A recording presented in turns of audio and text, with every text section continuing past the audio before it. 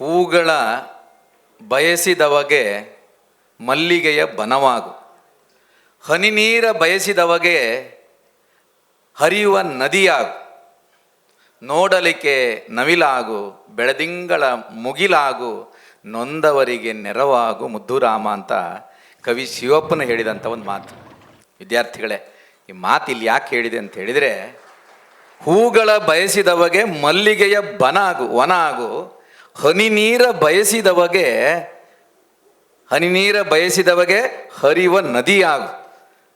ಪುಸ್ತಕದ ಪ್ರಿಯರಿಗೆ ಪುಸ್ತಕದ ಧಾರೆಯನ್ನೇ ಹರಿಸಿರುವಂಥದ್ದು ಇವತ್ತು ಈ ಸಪ್ತಸರ ವೇದಿಕೆಯಲ್ಲಿ ನಾವೆಲ್ಲ ಕಣ್ತುಂಬಿಕೊಂಡಿದ್ದೇವೆ.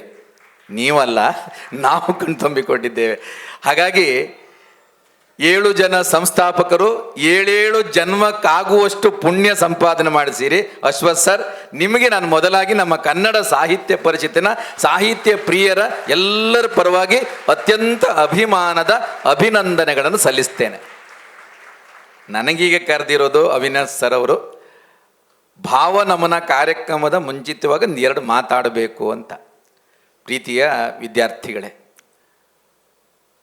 ತಂಗದಿರಿಯ ಸಂಗೀತ ತಲೆದೋಗುವುದು,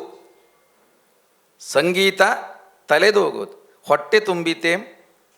ತಂಗದಿರಿ ಎಸಕ ಅಂದರೆ ಬೆಳದಿಂಗಳ ಬೆಳಕು, ಕಣ್ಣಿಗೆ ಅಮೃತ ಕಣಜಕದೇಂ. ಅಂಗಡಿಯ ಮಾಡದಿರು ಸುಕೃತಿಯ ಪ್ರಸಕ್ತಿಯಲ್ಲಿ ಪೊಂಗುವ ಆತ್ಮವೇ ಲಾಭ ಮಂಕುತಿಮ್ಮ ಅಂತ. ನಾವೆಲ್ಲ ಕಾರ್ಯದಲ್ಲಿಯೂ ಕೂಡ ಲಾಭದ ಬಗ್ಗೆ ಯೋಚನೆ ಮಾಡುವಂಥದ್ದು. ಈ ಕಾರ್ಯಕ್ರಮದಲ್ಲಿ ಭಾಗವಹಿಸಿದ್ರೆ ನಮಗೇನು ಲಾಭ ಸಿಗತ್ತೆ ಅಂತ. ಆದರೆ ಎಲ್ಲ ಲಾಭಕ್ಕಿಂತ ಮುಖ್ಯವಾಗಿ ಪೊಂಗುವ ಆತ್ಮ ಅಂದರೆ ನಮ್ಮ ಆತ್ಮಕ್ಕೆ ಖುಷಿ ಕೊಡುತ್ತಲ್ಲ, ಆತ್ಮಕ್ಕೆ ತೃಪ್ತಿ ಕೊಡುತ್ತಲ್ಲ, ಅದಕ್ಕಿಂತ ಲಾಭ ಇನ್ಯಾವುದೂ ಇಲ್ಲ. ಹಾಗಾಗಿ ಈ ಭಾವ ನಮ್ಮ ವಿದ್ಯಾರ್ಥಿಗಳೇ, ನೀವೆಲ್ಲರಿಗೂ ಕೂಡ ಆತ್ಮಕ್ಕೆ ತೃಪ್ತಿಯನ್ನು ಸಂತೋಷವನ್ನು ಕೊಡುವಂಥ ಕಾರ್ಯಕ್ರಮ. ವಿದ್ಯಾರ್ಥಿಗಳೇ, ನೀವೆಲ್ಲ ಪಠ್ಯ ಪುಸ್ತಕವನ್ನು ಬಹಳ ಮುಖ್ಯ ಬೆಳಿಗ್ಗೆ ಸಂಜೆವರೆಗೆ ಓದ್ತಾ ಅದ್ರಲ್ಲಿ ಮುಳುಗಿದವರು. ಖಂಡಿತ ಪರೀಕ್ಷೆಯಲ್ಲಿ ಗೆಲ್ಲಬೇಕು, ವೃತ್ತಿಯನ್ನು ಪಡಿಬೇಕು, ಉದ್ಯೋಗನ ಪಡಿಬೇಕಾದ್ರೆ ನೀವು ಪಠ್ಯ ಪುಸ್ತಕವನ್ನು ಅಧ್ಯಯನ ಮಾಡಲೇಬೇಕು. ಆದರೆ ಈ ಶಿಕ್ಷಣದ ಮುಖ್ಯ ಉದ್ದೇಶ ಒಂದೇ ಅಲ್ಲ, ಪರೀಕ್ಷೆ ಗೆಲ್ಲೋದು.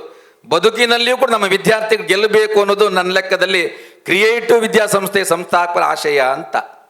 ನೆಲವರ್ಧ ಜಲವರ್ಧ ಸೇರೆ ಈ ಭೂಗೋಳ, ನೆಲವರ್ಧ ಜಲವರ್ಧ ಸೇರೆ ಈ ಭೂಗೋಳ, ನೆಲವರ್ಧ ಜಲವರ್ಧ ಸೇರೆ ಈ ಭೂಗೋಳ, ತಲೆಯರ್ಧ ಎದೆಯರ್ಧ ಸೇರೆ ಮನುಜ ಸಂಸಾರ, ನಲಿವರ್ಧ ನೋವರ್ಧ ಸೇರೆ ಮನುಜ ಜೀವಿತ ಸಾರ, ಅರಿತದನು ಬಾಳೆಲವೋ ಮರುಳಮುನಿಯ ಅಂತ DVG ಹೇಳಿದಂಥ ಮಾತು. ನಾವೆಲ್ಲ ಬುದ್ಧಿವಂತರಾಗ್ತಾ ಇದ್ದೇವೆ, ಆದರೆ ಬುದ್ಧಿವಂತಿಕೆಗೆ ಸರಿದಾರಿ ತೋರಿಸುವಂಥದ್ದು ಯಾವುದು ಕೇಳಿದರೆ ಹೃದಯವಂತಿಕೆ ಇಲ್ಲದಂಥ ಬುದ್ಧಿವಂತಿಕೆ ಅನರ್ಥಕ್ಕೆ ಎಡೆ ಮಾಡಿಕೊಡ್ತದೆ ಅನ್ನುವಂಥ ಪ್ರಾಜ್ಞರ ಮಾತು. ಹಾಗಾಗಿ ನೀವು ಬುದ್ಧಿವಂತರು ಆಗಬೇಕು, ಹೃದಯ ಶ್ರೀಮಂತರು ಆಗಬೇಕು ಅಂತ ಆದರೆ ಪಠ್ಯ ಪುಸ್ತಕದೊಂದಿಗೆ ಇಂಥ ಒಳ್ಳೆಯ ಪುಸ್ತಕ ಬಿಡುಗಡೆ ಆಗಿದೆಲ್ಲ, ಅದನ್ನು ಓದಿದಾಗ ನಿಮ್ಮ ಪರಿಪೂರ್ಣ ವ್ಯಕ್ತಿತ್ವ ವಿಕಸನ ಆಗಲು ಸಾಧ್ಯ, ಆ ಮೂಲಕ ಜೀವನ ಸಾರ್ಥಕವಾಗ ಸಾಧ್ಯ. ಆ ನಿಟ್ಟಿನಲ್ಲಿ ಈ ಪುಸ್ತಕವನ್ನು ಓದುವಂಥ ಪ್ರೀತಿಯನ್ನು ಬೆಳೆಸ್ಕೊಳ್ಬೇಕು ಅಂತ ಹೇಳ್ತಾ, ಪುಸ್ತಕದ ಬಗ್ಗೆ ಒಂದು ಹೇಳಿದಂಥ ಮಾತನ್ನು ನಾನು ಹೇಳಿ ನನ್ನ ಮಾತಿನ ಕೊನೆಗೆ ಬರ್ತಾ ಇದ್ದೇನೆ. ನನ್ನ ಅತ್ಯಂತ ಆತ್ಮೀಯ ಮಿತ್ರರ ನರೇಂದ್ರ ಕುಮಾರ್ ಕೋಟ್ ಅವರ ಗಾನವನ್ನು ನೀವು ಅವರ ಮಾತನ್ನು ಕೇಳಲಿಕ್ಕಿದ್ದೀರಿ. ಭೈರಪ್ಪ ರೆಡ್ಡಿ ಅಂತ ಒಬ್ಬರು ಪುಸ್ತಕದ ಬಗ್ಗೆ ಒಂದು ಅದ್ಭುತವಾಗಿ ಮಾತನ್ನು ಹೇಳಿದ್ದಾರೆ. ಪುಸ್ತಕಾಲಯಕ್ಕಿಂತ ಮಿಗಿಲೇನು ಆ ಮಂತ್ರಾಲಯ, ಪುಸ್ತಕಾಲಯಕ್ಕಿಂತ ಮಿಗಿಲೇನು ಆ ಮಂತ್ರಾಲಯ, ಅಲ್ಲಿ ನದಿಯ ನೀರಿನ ಪುಣ್ಯದ ಸ್ಥಾನ, ಇಲ್ಲಿ ಸಾಗರದಷ್ಟು ಜ್ಞಾನ,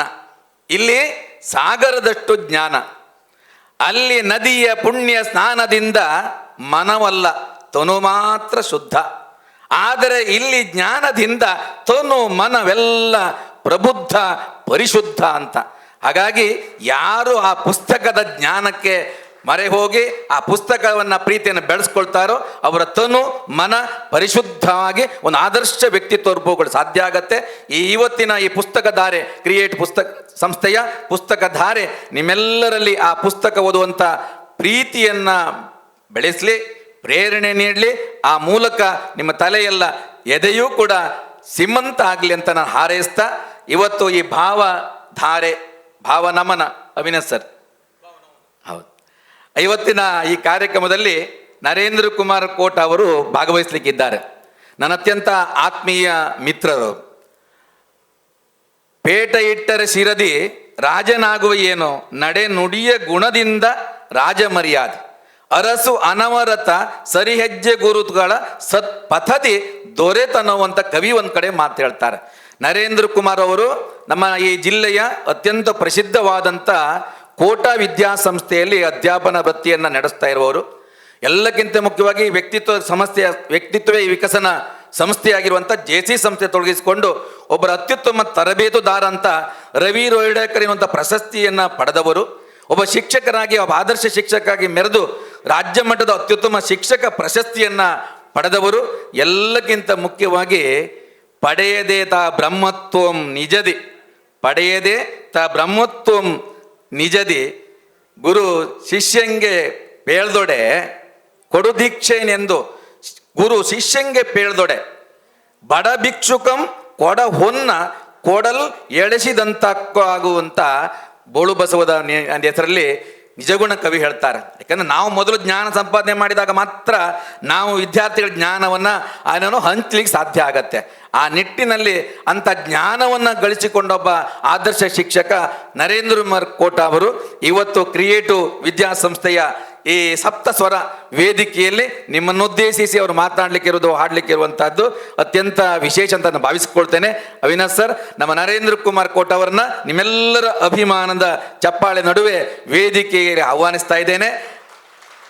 ಅದರೊಂದಿಗೆ ಅವರ ಕಾರ್ಯಕ್ರಮಕ್ಕೆ ಶುಭವನ್ನು ಹಾರೈಸ್ತಾ ಈ ಅವಕಾಶ ಕಲ್ಪಿಸಿಕೊಟ್ಟಂಥ ಅವಿನಾಶ್ ಮತ್ತು ಅಶ್ವಥ್ ಸರ್ ಮತ್ತು ನಿಮ್ಗೆಲ್ಲರಿಗೂ ಕೂಡ ತಲೆ ಬಾಗ್ತಾ ನನ್ನ ಮಾತನ್ನು ಮುಗಿಸ್ತೇನೆ. ಧನ್ಯವಾದ.